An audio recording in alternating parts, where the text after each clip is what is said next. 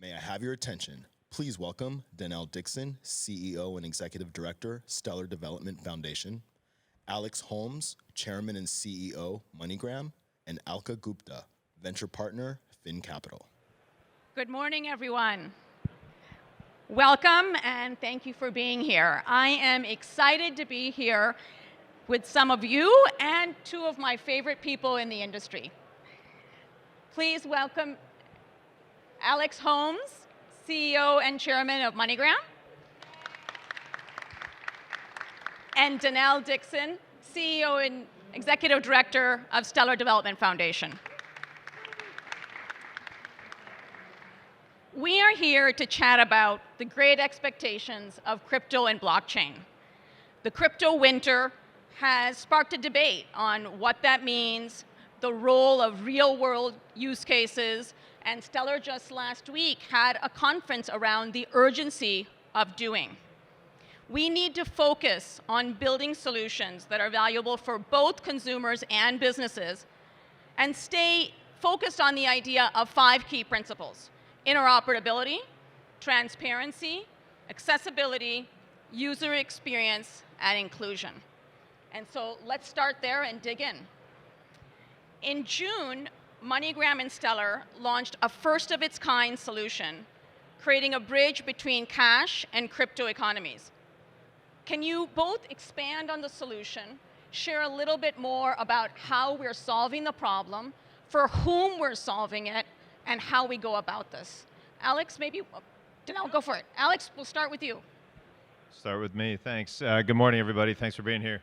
What we launched in June is, I would say, wholly unique and completely revolutionary for the business model. So many of you probably know or don't know, but MoneyGram is one of the largest money transfer companies in the world, operate in 200 countries and territories, and we're very well known for our cash-to-cash distribution. We have over 450,000 partners around the world. But many people don't know the progress that we've made over the last 5 years in digital. Today, about 45% of all of our transactions are initiated or received digitally for our customers.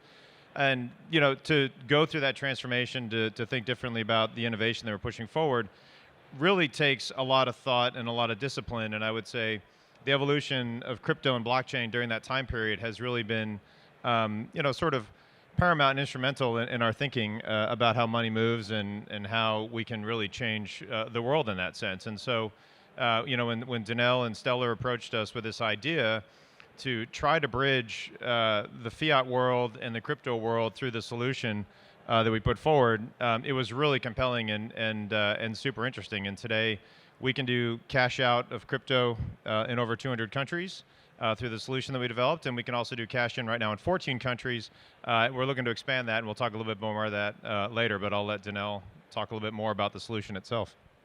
Yeah, I mean, it's so awesome if you think about a traditional player like MoneyGram, so traditional financial institution, and you think about the notion of what blockchain was supposed to actually accomplish, which is this idea of helping the unbanked and the underbanked. And the truth is that in order to actually get any crypto or to get any crypto into cash, you needed to have a bank account or a credit card. So it made no sense. And so one of the things that we really saw and what we've actually focused on for the network and for growth of the network is really what we call anchors. And anchors are those financial institutions that sort of sit on the outside, on the edges of the blockchain, and really allow that cash to crypto for end users and for businesses, frankly, all over the world. And MoneyGram was like the perfect example of an entity that could bring scale and opportunity for all of these folks that are in the cash economy. If you think about it, and I think we forget sometimes as we sit here in the United States, there are 1.6 billion people who work in the informal economy globally. And they work in the informal economy, they receive cash, they don't have bank accounts a lot of times because they're de-risked, they're not allowed to be able to participate in the traditional financial infrastructure.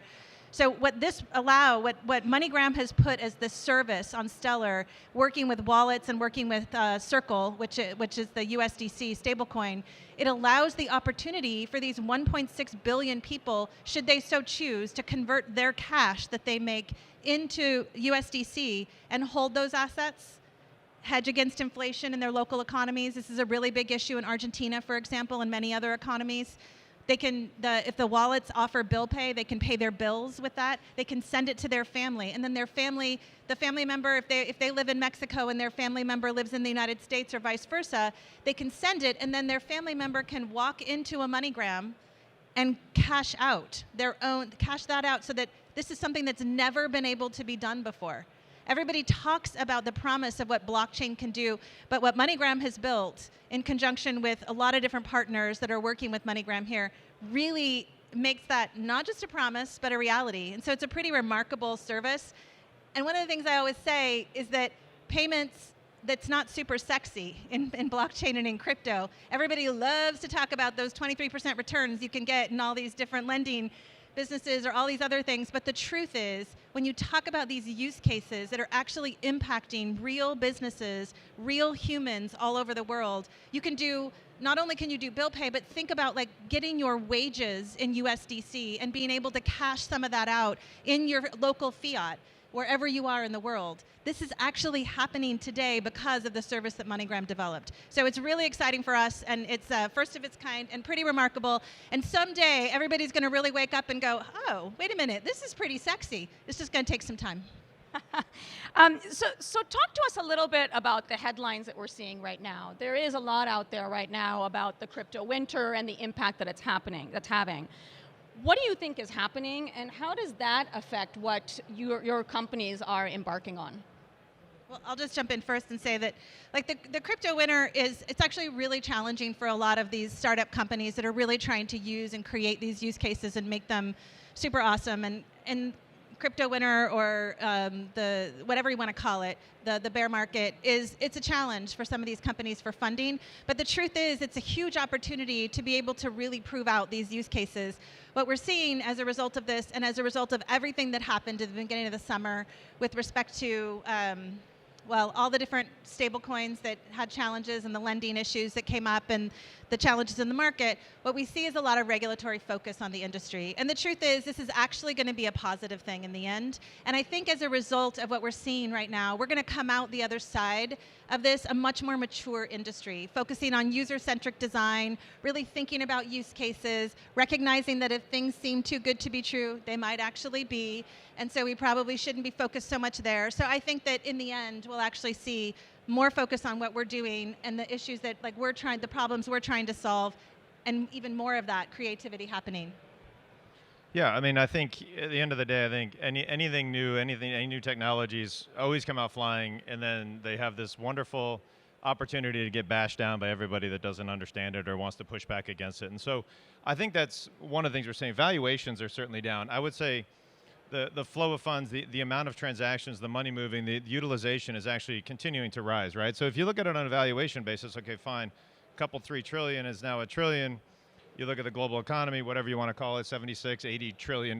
So it's a little tiny slice of it, but when you actually look at capacity, utilization, the amount of investment and the innovation coming in, it continues to be pretty remarkable. And so, when you look at the opportunity that is created with new technology and new applications, it really sort of becomes infinitely unique and very interesting. I mean, there is absolutely nothing efficient about the way that the global economy works today.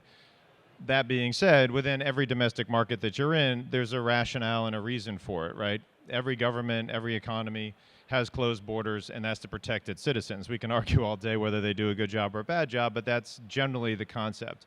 I think when you look at what crypto is trying to do, right, whether you want to call it democratization, whether you want to call it, creating a more ubiquitous, more level playing field, one thing is very true, and that is that the applications that are coming are more efficient, right? They have a much higher utilization rate. They're much more efficient. They're much more interesting to everyday consumers. And so these things take time to kind of blend into the economic fold. I love the bridge that we're creating between crypto and traditional fiat world. Traditional fiat world maybe isn't sexy. I think it's exciting, but it has a lot of amazing shift going on. It itself is moving from cash to digital, right? Identifications are shifting upward from a lot of physical manual to a lot of digital. You look at MoneyGram itself. You look at an economy like India.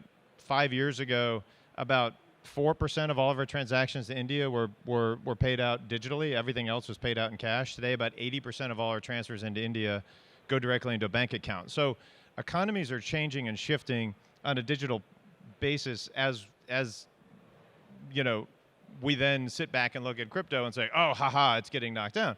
You know, not every coin is good. Not every coin is bad, but not every currency is good. Not every stock or bond you're going to buy is good, right? I mean, volatility is known in every commodity, every industry, every security, everything that you look at. And so the question becomes, how do you work through that? How do you continue to push for stabilization? How do you continue to push for better and you know, more interesting and more valuable solutions for the marketplace? And so I think, again, you know, to Danelle's point, you know, it knocks a few people back, I think, from an investment perspective. Venture capital starts to look differently at returns, and, you know, markets shift, but it doesn't change the underlying fundamental opportunity. Fair enough. And turning to, you guys have launched, are seeing kind of the use cases out there.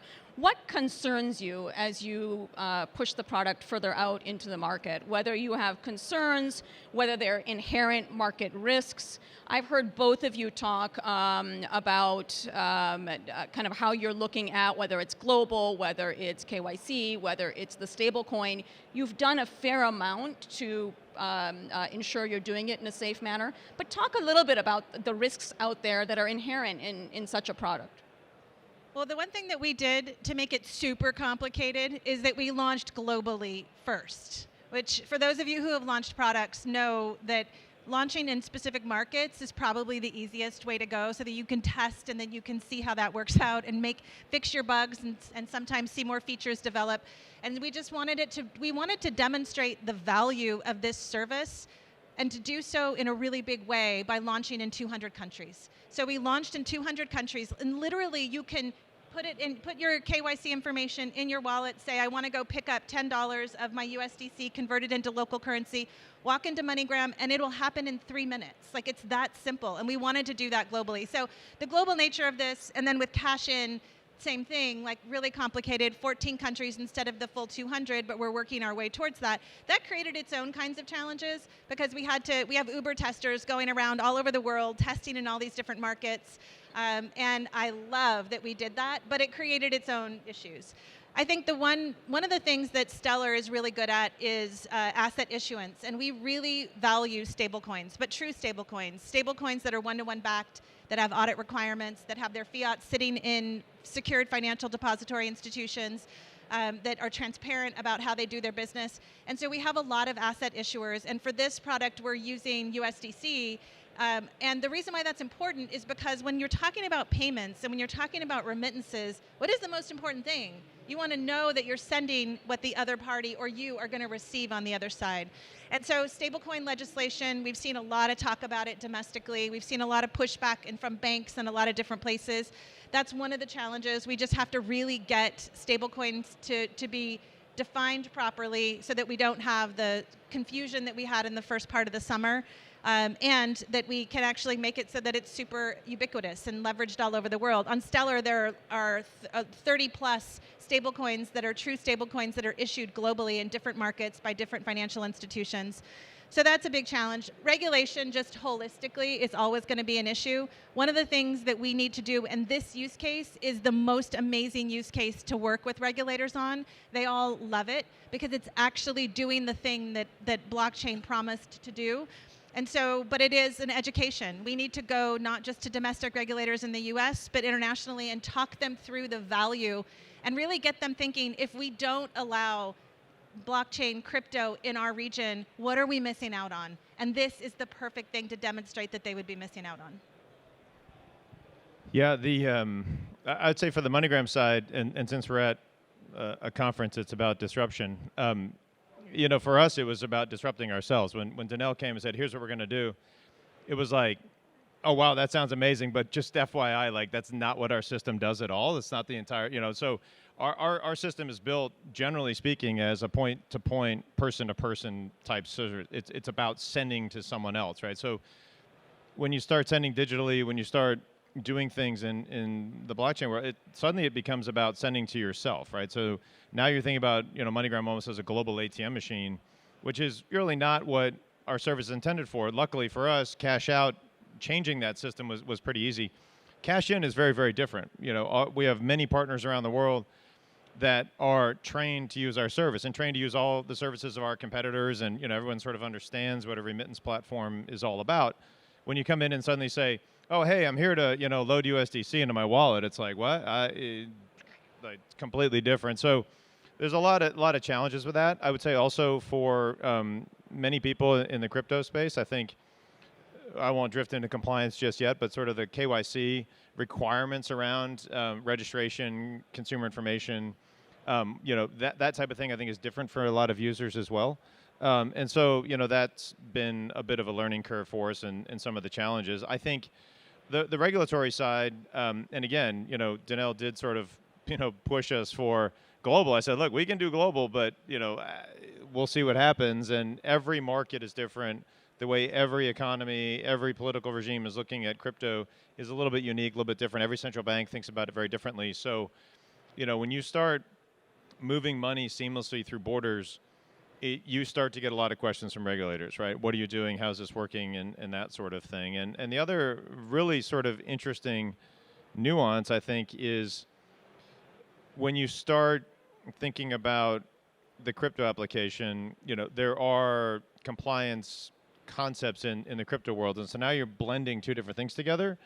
And I'll talk a little bit more about that in a little bit, but then the question becomes, I don't even know what to do with this information, right? It's pretty fascinating when you start thinking about the depth of detail you can get sort of in a blockchain world versus what you get in a traditional fiat world. So let's continue on that thought, right? So we have a room full of entrepreneurs, disruptors.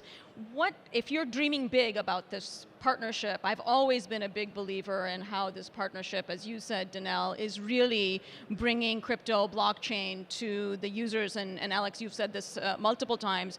Is really doing what it was set out to do. So in a world of dreaming big, in a world of innovation, how big could this get? What could happen? What are some of the use cases you all are thinking about as you think about where this potentially could go? It is my favorite question because there are so many things Yes. that can happen here. Like the notion, and Alex will talk a little bit, hopefully, about like the real-time settlement on the business side that he's experiencing, which is like super beneficial to a business like Alex's business.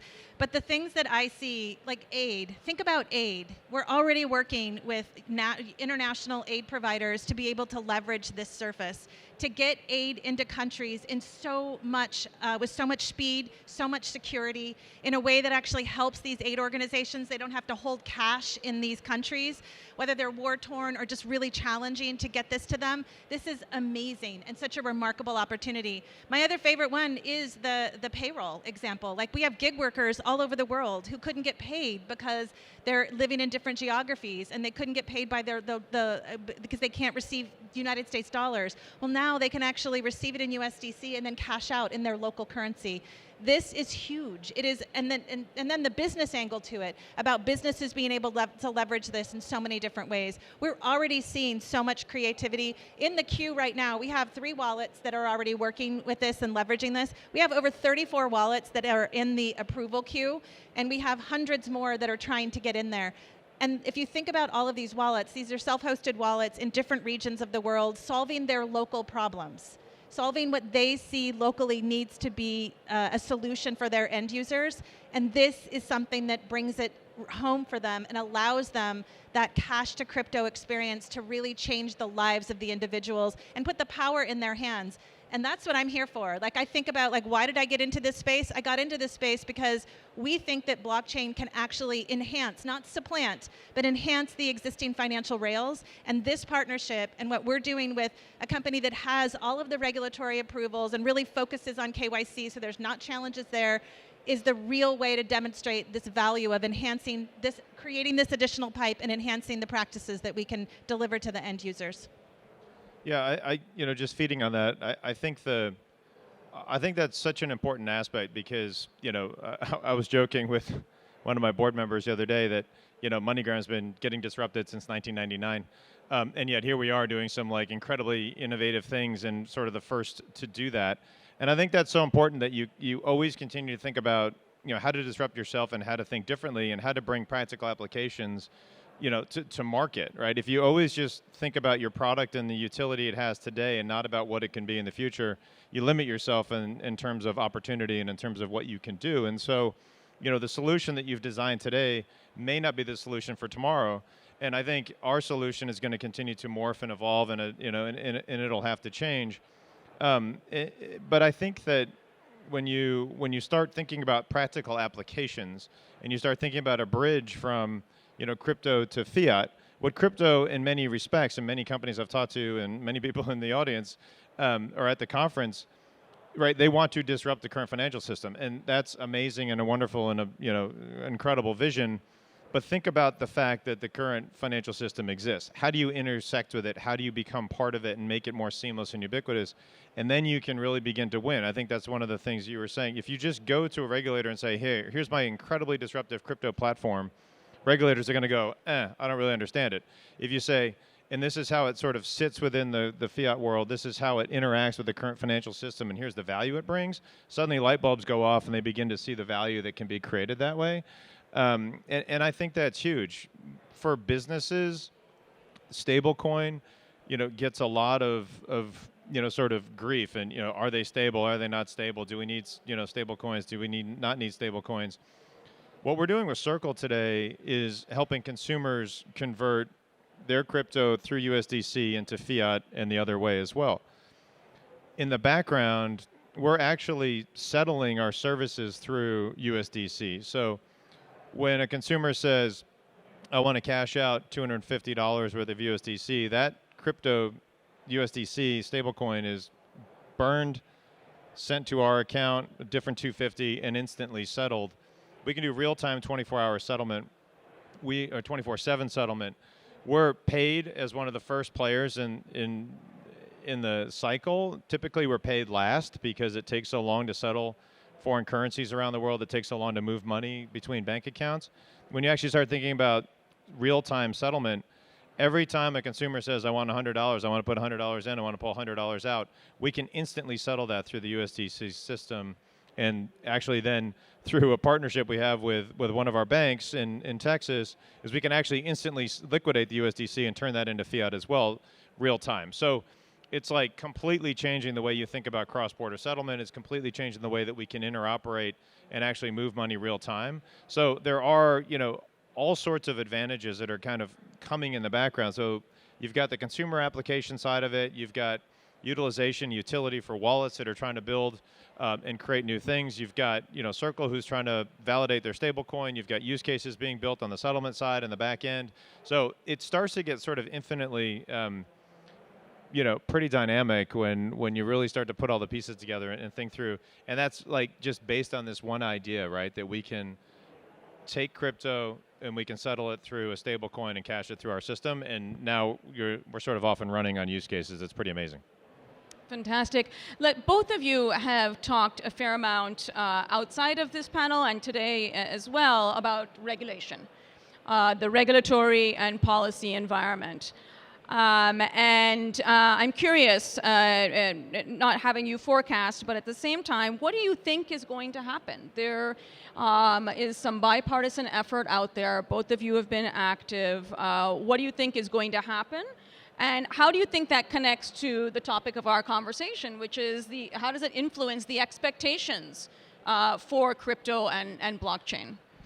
One of the things that I love about the crypto industry, and I don't know how many of you are in it, but is that everyone in crypto thinks that you're not regulated and that you don't have to worry about regulation because we can just do all this and nobody controls us. And the fact is, we're regulated already. Like, we're regulated by any laws that relate to consumer protection, by any laws that relate to whether you're defrauding someone. There's already regulation that exists. And the fact is, regulators look at activity, and they determine how that activity plays into the laws that exist out there. I would hate to see a bunch of new laws created just for crypto and blockchain, because the truth is, it's just another pipe. There are some gaps. I think stablecoin legislation is a gap that we need to fill and we need to work through. through. But what we need to do, and what I started in this space like a month in, I was already in DC and I was in Europe, really meeting with regulators to say, this isn't scary. Like, think about the early days of the web. What regulators did then is they restrained themselves from regulating, and they said, okay, we're going to let this grow, and we're going to see what happens. And thank God, because we have an awesome internet out there. From the content side of the web, maybe there's problems, but for the most part, it's like allowed so much innovation and opportunity. So that's what we want to do here, except for we want to do it better. We want to make sure that we're engaging constantly, that we're talking all the time, that we're there to educate them, because they don't understand it. You talk about crypto, you talk about DAOs, you talk about all of these different smart contracts, and they're like, wait, what? Who do we go after if there's a smart contract? Like, you have to like really bring it back down and talk about use cases and stop talking about the tech stack. And I think now that we're doing that, we're going to see more and more regulators. We already have seen, at least in DC and certainly in other parts of the world, really be interested in this from like, what is it solving for their constituents? And so that I love. And so really engaging as much as we can and as often as we can from a financial services side, and also just from like understanding the tech side for how they need to. But the truth is, like, you need to understand HTTPS to use the internet. And so we need to be thinking user-centric design and really get regulators comfortable that we're solving problems for users. I think we're going to see good things come in the US. It's going to take some time. We're not going to see stablecoin legislation. I thought maybe it would happen towards the end of the year. It won't until next year, probably in the first 6 months or so. And then that'll be like, that's the low-hanging fruit, and then we'll see more stuff come after that. Yeah, there's an old joke, but I think I'm older than I used to be, so maybe I won't share it. But if any of you have ever played a board game, when you opened it, and inside of the box used to be the instructions and sort of the rules. There was an old joke that used to be that only the lawyers actually read that, and you knew you'd be a lawyer if you actually read the instructions on the back of the box.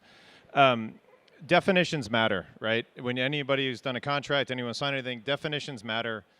And I think that's huge, right? There are so many different things happening in the crypto space today. I think it's scary to think about trying to put that all into one box, right? You know, a stable coin is very different in its application.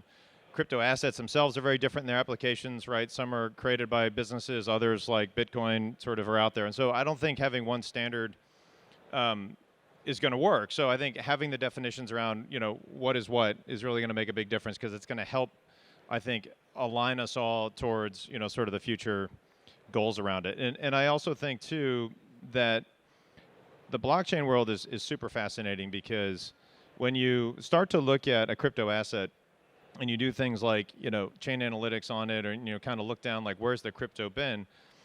It sort of gives you this real-time view of where your $20 bill has been in its entire life, right?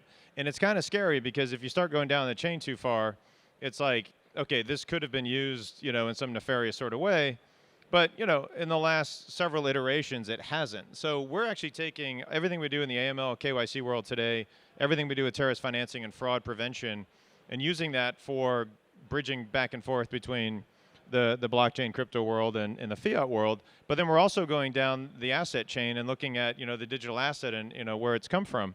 And you can start to get sort of these views. And what's super fascinating, and again, coming back to compliance, like, you get this information and you almost don't even know what to do with it. And if you knew what to do with it, you wouldn't even know who to share it with, because I don't even know what they'd do with it if you gave it to them. And so it's really kind of redefining, you know, sort of what the financial system can look like, and sort of the transparency around it. So when people say, you know, look, it's on the blockchain, it is more transparent than sort of what's in the, you know, fiat world. It is absolutely true. But I think no one knows what to do with that information yet. And it's a little bit sort of scary to think about what you can actually do with that information as well. So there's just a ton that needs to happen. But, you know, we operate, again, in 200 countries and territories, and without regulation, without understanding of currency policies, central banks, what's happening in global economic forums, what's happening in FX markets, without that information, you can't operate in those countries. And we couldn't do what we do globally. And again, I think to Danelle's point, you know, you can certainly create a non-custodial wallet. You can create a coin. You can create a blockchain. You can create a digital asset, and you can push that around the world. Whether you can actually do anything practical with it is a really interesting question. And so again, you can create all sorts of amazing technologies, but if you can't create a practical application for it that is actually utilizable for consumers in sort of their daily lives, it's just not going to go anywhere. And so I do think that regulation and clarity around that is going to make that just so much easier for it to actually proliferate and actually become more ubiquitous and provide more utility in market. Yeah, and my hope, and you all have heard this as well, is that it's a strong push towards adoption, right? Opens the floodgates towards consumer and business comfort in operating in the world. Let's talk about another joint announcement of the companies, which is that Stellar and MoneyGram have announced an accelerator towards innovation and bringing in great ideas. Can you talk a little bit about the strategy of that, what you're hoping to get out of that? And if I was thinking ahead, kind of what are the types of companies you would want to see to help some of the solutions that we need down our companies, both companies' roadmap, but kind of the strategy around it? I think that for us, we do these accelerators in different parts of the world, and we've been seeing a lot of really great innovation out of them. One of the things here is that if you think about this pipe and the good that this pipe can do and how you can think about creativity around it, I just want to see more interesting development around bill pay, around wallets, around chain analytics is a really important part of what Alex is talking about. Even more of that would be really interesting from a KYC standpoint. How about if we actually had a way to sort of disrupt this whole notion of KYC and the way that we think about KYC and KYB today? We stopped having to collect paper or even digital copies of paper, and we started to be able to do it, I'll just say, it's like an NFT or something, right? Think about it. Like, there are so many different ways. So from our standpoint, like why we love, and we love that MoneyGram did this one with us, is that it really puts a focus on what I think is an awesome use case and actually allows people who are way more creative than I am to go out and figure out how they can leverage the blockchain, leverage MoneyGram's service, figure out how to develop some really new and interesting things. Yeah, I mean, I think for MoneyGram, I think we do sort of developed world and mainstream things extremely well, and I think there is an absolute need for innovation to come sort of into the company and for us to be more involved in it. I think we've done an amazing job the last several years in terms of transforming our product organization, our focus on innovation and what we want to do, but doing that alone is not enough, right? I mean, I think the world of we're going to do everything ourselves everywhere in the world just is not going to be sustainable. And so partnering with others that are doing very unique things in market is a huge opportunity for us. And so when you start thinking about Techstars, you start thinking about brilliant entrepreneurs trying to put business models together, trying to bring those to life. I think we bring a lot of real world experience, to that table. And so obviously for us to be able to give back to help accelerate some of these programs, I would love to see, someone come to me and say, hey, look, I'm trying to put you out of business. Explain how your business actually works, right? Because I get a lot of these sort of, hey, I'm going to put you out of business, but it's like, I don't think you actually know what we do and how we do it. And so I think education helps. I think partnership helps. We're really looking for the opportunity to partner with some new and up and coming technologies and figure out if there's a way for us to, play a role there in expanding it and pushing it forward. So I think it's a huge partnership opportunity for us. Both of you have talked about the Latin America corridor as well, but is there, Alex, as you think about the MoneyGram business, do you think about geographies in different ways? Is there a roadmap you have along that strategically? Yeah, I mean, I think, the world over is going through, massive amounts of change, and it's super interesting. When you operate in the United States, obviously, the closest thing to home is sort of Central America, South America, and what's happening there. And I think oftentimes, in our industry, rightly or wrongly, we sort of jump to things like issues in Africa and other places that are a little bit more far afield. Those are all absolutely the right things to focus on, but closer to home, there's a tremendous amount of turmoil happening across South America, Central America. Venezuela comes to mind in particular, right? As consumers causing or governments causing consumers to have massive amounts of need in those marketplaces. And so to find innovative solutions for those markets to enable consumers to stay, to actually have normalized lives in countries that are kind of going through turmoil, whether politically, economically, or oftentimes both, I think is absolutely the right thing to focus on, because it just makes the world, a better place, right? It makes our business more dynamic. It makes consumers' lives better. And so, for us to kind of focus on those areas closer to home that rely so much on the United States and remittances back to the United States, it just makes perfect sense to pair up and focus on that market. Fantastic. So after this, we will go to some Q&A. So we're going to do a Q&A in a couple minutes here. And I think that there is a QR code on the screen. If you take a picture of it, the question gets submitted, and I get it up here. So please keep that in mind. Just building, Alex, on what you just said, and back to our opening, as you think about the current geopolitical climate, and what that does or does not do with regards to expectations of crypto and blockchain. Both of you opened with how the joint partnership is solving some of the user needs, but how does the current geopolitical climate further or not the expectations for crypto and blockchain? Well, I think that whether that geopolitical climate intentionally furthers, I don't know the answer to that. But I think that the way that you think about what we're trying to do, and what I think we are doing, by the way, and this is one of the things that people always talk about, the promise, but I actually like to talk about what's actually happening, is that we're removing those borders from a financial standpoint. And so we are creating the opportunity for people to receive value in 3 seconds all over the world. 3 to 5 seconds. You get the value in your wallet, then you can walk in and do what you need to do at MoneyGram, whether it's all of it you want to cash out or some of it, or send more to your family in other geographies.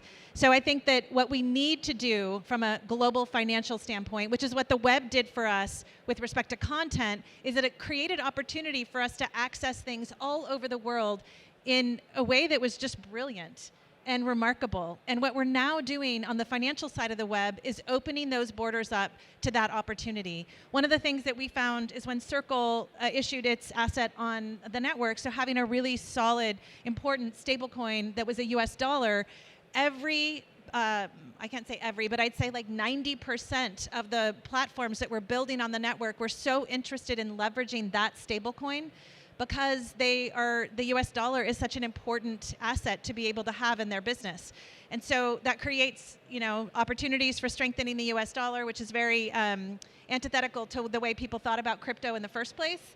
But it also just creates the opportunity to provide this empowerment to all of these different geographies. And for that, again, that's what I'm here for. I feel like that is the solution that we're trying to achieve. And so geopolitical issues aside, we're solving these problems from a financial standpoint for countries and people all over the world.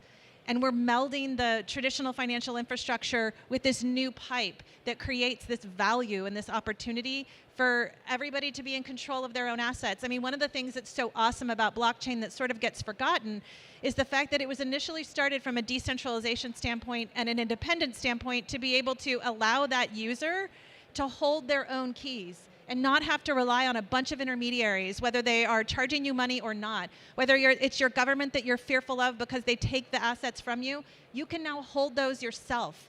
We might forget here in the US how important that is, but that is something that is crucial to people in a lot of different parts of the world, and some people here. And so for that, we're solving that globally. And so I love the fact that this is what this partnership, but also many other players who are building on the network do. Yeah, I have the rare privilege of seeing the world from many different perspectives and having to generally stay very neutral on it because of where we operate and how we operate and who we operate, with around the world. And so geopolitical economic challenges are always coming up, and they change, they shift. And I don't think they're ever really in a position where they're stable. So you have to keep developing and innovating through that. I think we're right now in a massively interesting point, in the world where we're going through another massive generational shift. And older generations always sort of rail back to what was better. They think new stuff is terrible. The youth rebel back and push for further innovation. And I think it's just a beautiful thing. It's sort of the cycles that we go through. And I think the important part is to remember what we're trying to achieve, right? To stay focused on sort of the dream and the vision and the outcome of it. And, I think we're going to continue to to work our way through that and push it. And I think innovation, conferences like this, the amount of tech, the different ideation that's going on, the disruption that you all are trying to bring to the market is huge. It's amazing, and I think we just need to keep growing and pushing. So I'm very excited about where we're going, despite kind of what it all looks like at the moment. Thank you, and thank you everyone for all the questions. We're going to dig in here to one of them, which is it's an interesting one. So, what has been the hardest market to enter, and why? And as you think about that, where will you be expanding next? Now, obviously, the partnership is news, so perhaps you can talk about it vis-a-vis the partnership, or even as the independent companies.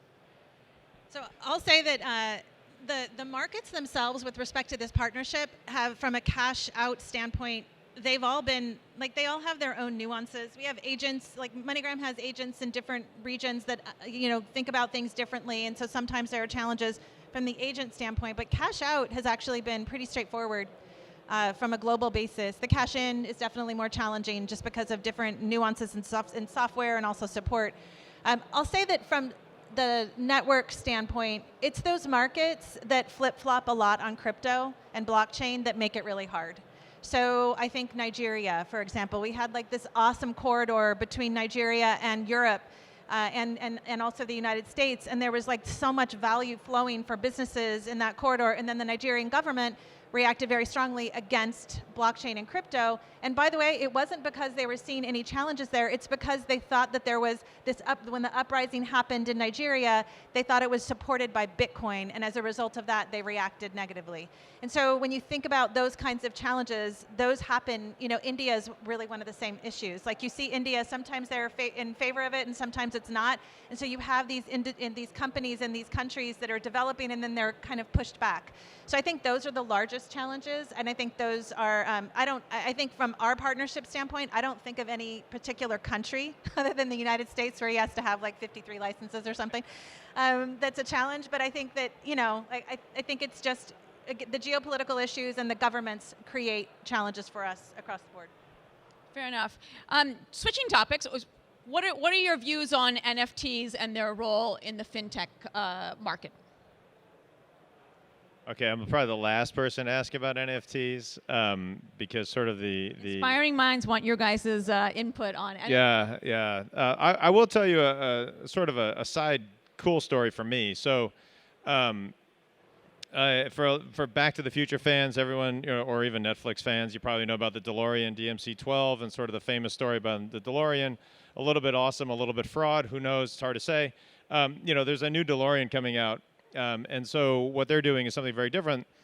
It's going to be an all-electric car, and what they've actually done is they've actually launched to build like 9,000 of these things, 9,351, I think.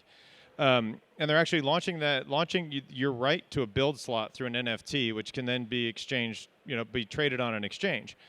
I think it's absolutely fascinatingly amazing, because who knows if this car will ever come to market. Hopefully it will.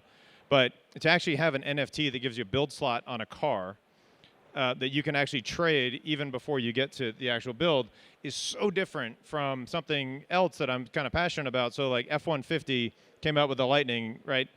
You can't get one. They did their normal thing where they gave a bunch to various dealers and spread it out. And like, how do you get that? If you could go to an exchange and trade someone for the right to have, the build slot in the F-150. So from that perspective, I think having, an NFT around a contract associated with a build slot, I just think is like really awesome. So if we can get more things like that, and you think about democratization of assets and like the ability for mainstream consumers to get access to things, I think it's pretty interesting. This is a question specifically for Danelle. You mentioned interest in wallets. Is there a criteria that Stellar uses when thinking about the wallets? What are the ideal types of candidates? So I really like I think it's really important to think about your local audience and what your local audience needs to solve their problems. Self-hosted wallets tend to be wallets that are not going to be global in nature, although they can be. But a lot of times because there are regulatory issues potentially in other countries, self-hosted wallets have a harder time going global right away. And so really developing and solving those problems locally is what I look for. So I personally, again, am a big fan of bill pay. I'm a big fan of being able to receive your your income in the wallet. So, but I have to just say, like, I wish I were a creator, like many of you probably are. I'm not. I am somebody who's really good at getting organizations to move, but I am not the thought leader with respect to the new things that we should be thinking about. So I think anything that wallets can do that are solving local challenges for individuals, and I think it's really hard to not build locally. I think trying to build globally versus focusing locally first is a problem. Yeah, and if I can just add, I'd say wallets with compliance officers are really, really my favorite. So. And if folks are interested in reaching out about the program, how do they do so? There's a great website, on our website at stellar.org, there's actually a web page, which I wish I knew which one it was, but if you search for MoneyGram and stellar.org, you'll be able to find for a wallet, you can get in a queue, you can just actually click on and submit your information, and then the BD team reaches out, and it's actually pretty self-service from that standpoint. And going back to kind of more the forecasting, there's a question here around internet regulation and crypto regulation. And given that, I'm going to adjust it a little bit to bring it back to our product here. But thinking about that, what do you see coming out next? If you think about crypto regulation going along the lines of what we saw with internet phase 1, phase 2, phase 3, what do you think we're going to see next, and how might that affect how your companies operate going forward? I think domestically we're going to see stablecoin legislation. That's the very first thing. It's the easiest thing. It's actually super hard because you have banks that push back against it because they don't want anybody out there except for them issuing the assets, which I think is wrong, by the way. But we're going to still see that. That'll come together. It'll be bipartisan. There's already 3 bills right now that are pending in different, in the House and the Senate side. So I think we'll see that come out.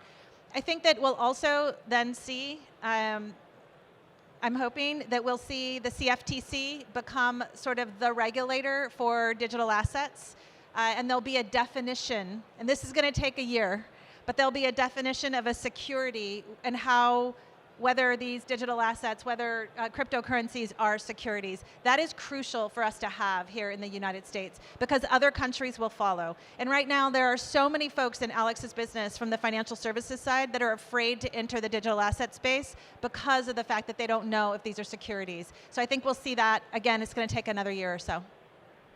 Fantastic.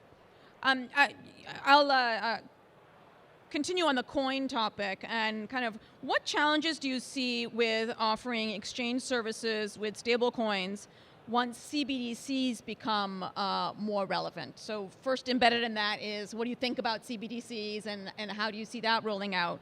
And do you think they can coexist?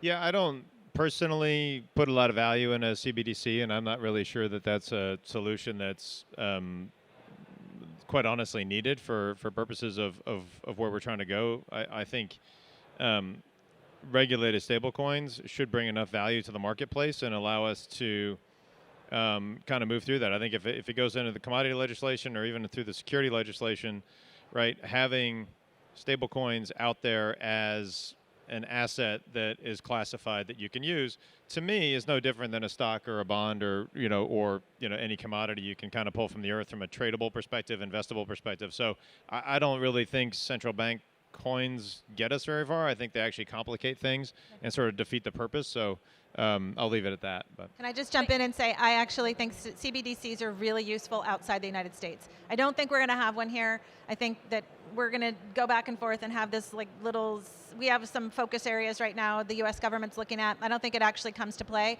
But I do think in other countries, CBDCs are super useful, and it just depends on the region. And so we need to think about that. There are not a lot of financial institutions in every country that can issue these stable assets for their fiat-backed coin.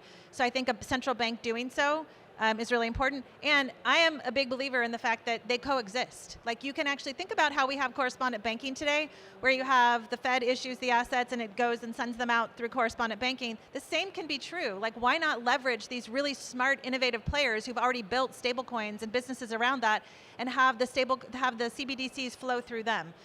In like just like we do with correspondent banking. So I think it's that they can totally coexist. I don't think that we have to be like say that not having one is the answer. I think domestically we have such great strong stable coins, not just in Circle, but in Paxos and a few others. We probably don't need it here.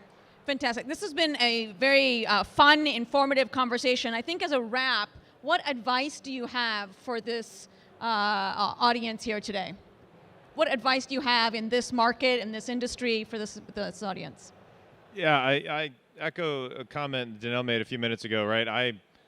I'm not raw creative. I think I'm pretty good at like improving things and sort of leading organizations. And so for all of you that are idea people, I would just say keep creating, keep inventing, keep pushing, and keep selling those ideas, because it makes all the difference in the world in terms of how you can be successful, but also how it pushes innovation and change at at the big businesses that are out there today. So, that kind of my 2 cents. And I would just say, I want all of you to get involved and learn about this. If you care about this space, you care about making sure that we actually get to continue to be creative and to develop, just get involved. Understand, like, do whatever research that you need to do at whatever level you want, but be able to share those ideas with everybody that you can around the value that this kind of technology provides to the world, frankly. Fantastic. Please join me in thanking Danelle and Alex today. Thank you. Thank you, guys. Thank you, everyone.